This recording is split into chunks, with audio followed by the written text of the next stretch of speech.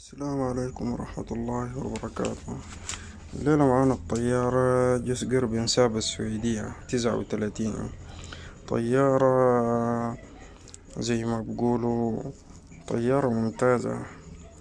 والطيارة دي تفوقت على الاف 16 الأمريكية، ويتفوقت على الميراج الفرنسية، يعني تفوقت على طيران كتير، حتى هي أقوى من النسر الباكستاني الصيني، وأقوى من النسر الكوري الجنوبي.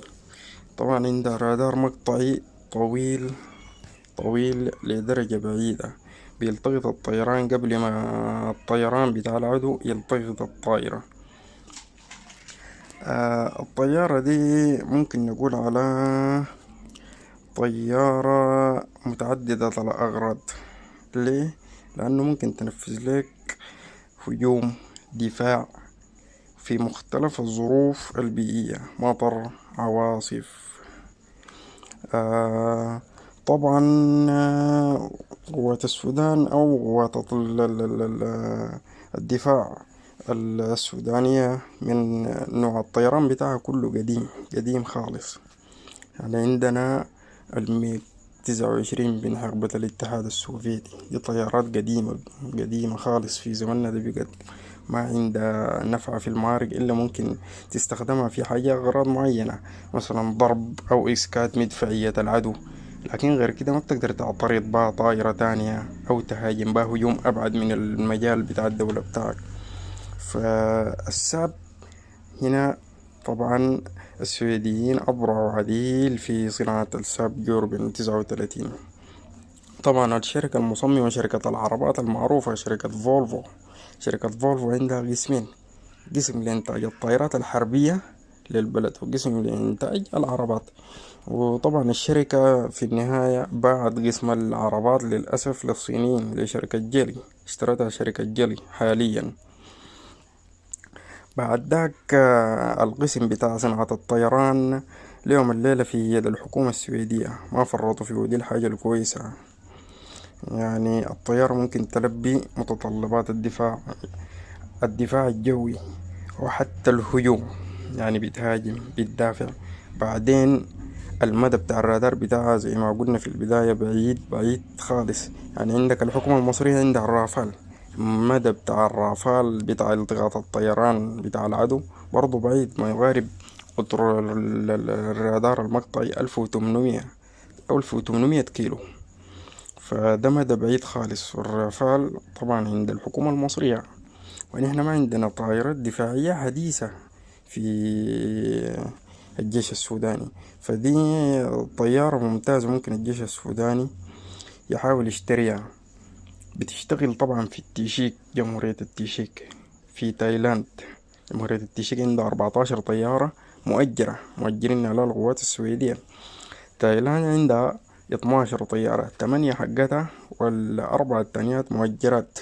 طبعا الحكومة السويدية أغرب من أغرب الحكومات في العالم، بتأجر الطيران الحربي بتاعها للدول الراغبة إنها تستأجر الطائرات. حتى لو لقينا دولة جنوب أفريقيا أو بنلقى دولة جنوب أفريقيا بتمتلك 26 طيارة من النوع ده، ومؤجرة منهم 14 طيارة برضو للميجر أو التيشيك.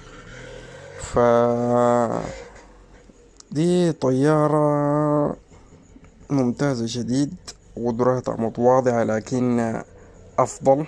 ودي طبعا بالتأكيد أرخص من الاف 16 وأفضل من الاف 16. الطيارة دي قارنوها مع الاف 16 تفوقت على الاف 16.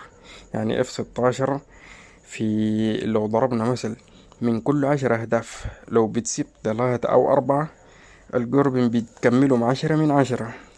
فنرجو من قيادة الجيش بتاعتنا يحاولوا يطوروا النظام بتاع الطيران الحربي السوداني. النظام بتاع الحقبة السوفيتية ده قديم وانتهى. الميج 29، السوخوي 24، ما أعرف لك انتنوف كم، ده ما في زماننا ده ما بيأكل عيش زي ما بقولوا. لازم تواكب التكنولوجيا. فدي طيارة عندها بعدين نظام إدارة المعركة، يعني بتوصف لك بالكمبيوتر بتاعها كده مساحة معينة في المحل اللي انت بتتضارب فيه مع العدو او بتحتك فيه مع العدو، وبتديك العدو والصديق والأهداف المحتملة كله. طبعا بتتصل عادي مع الدبابات، نظام القيادات الأرضية، كله عشان للتوجيه وتبادل المعلومات. فنرجو من قياداتنا يحاولوا يطوروا ويواكبوا. الدول الجنبنا بقت متقدمة ما شاء الله، مصر، اثيوبيا. حتى اثيوبيا بنلقى عندها السوخوي 35، دي طيارة خطيرة شديد، بتمثل الخطر الأول على الرافال الفرنسية. طبعا اثيوبيين جابوها لأنه المصريين عندهم الرافال، بس الرافال في الحقيقة بتتفوق حتى على السوخوي 35. لكن احنا اللي قاعدين في النص دي، لا عندنا سوخوي 35 لا عندنا الرافال، ميراج ساكت ما عندنا. فنرجو من الجيش السوداني يحاول بقدر الإمكان تجديد أسطول الطائرات الحرب بتاعه، ولو ب 12 15 20 25 30 طائرة، شيء خير من لا شيء طبعا. ونرجو التوفيق للحكومة السودانية وللجيش السوداني. نقول الله يحفظ البلاد ويسلمها إن شاء الله من كل مصايب. بس طبعا لكل مجتهد النصيب، ما ممكن الناس تكون واقفة وقياداتنا تكون واقفة وبتعين وبتقول البلد في حالة كده وفي حالة كده. لازم تحاول تواكب في زمننا ده التكنولوجيا، وإلا العالم بقى لا يحترم أمة أو دولة ضعيفة. معروف العالم لا يحترم أمة ضعيفة، ما في زول بيحترمك وانت ضعيف. عشان كده لازم الناس تحاول تقوي شوكة البلد، أو الجيش بتاعنا يحاول يقوي شوكة البلد، فيجدد نظام الطيران، نظام الدبابات، كله كده على بعضه إن شاء الله. والله يوفق إن شاء الله يا رب العالمين، آمين.